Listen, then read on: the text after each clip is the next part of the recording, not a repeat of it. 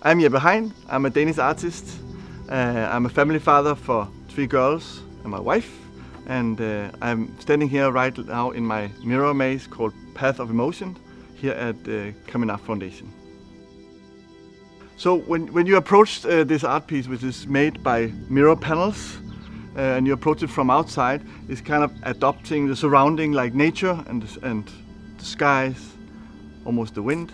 And you're reflecting yourself, but it's kind of split up in parts. And you're trying to find an entrance, and you're going into this kind of path of emotion, I would say, but it's also a reflection of everything around you and within you.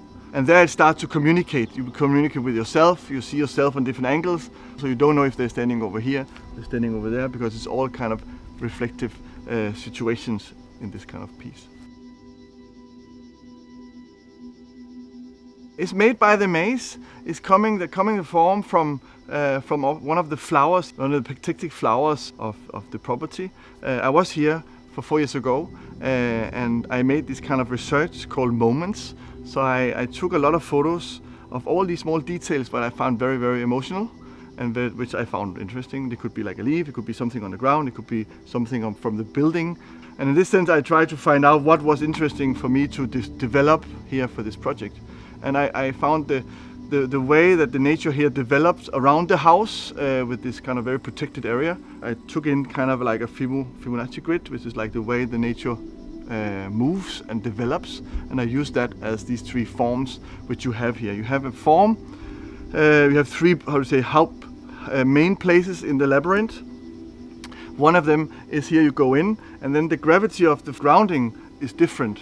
So the surface on the height on the mirror maze is the same. You can see it's very, very clear. And if you go into this maze, you go up a little bit and you're standing and you can look from above and you see the whole maze where you get in and out.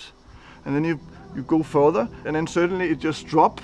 So you're going very deep into the maze, and actually the mirror panel is getting then very high, and it's surrounded you completely different in the physical atmosphere. And then if you going further, there is a well, which is like filled with water, which is right behind us. And there I somehow created a pattern on the top that you can actually find around where you are, but it's also could be like kind of bench where you can contemplate and sit and use time for yourself.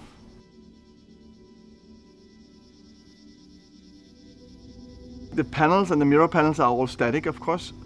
So the movement in life of motion is done by the visitor.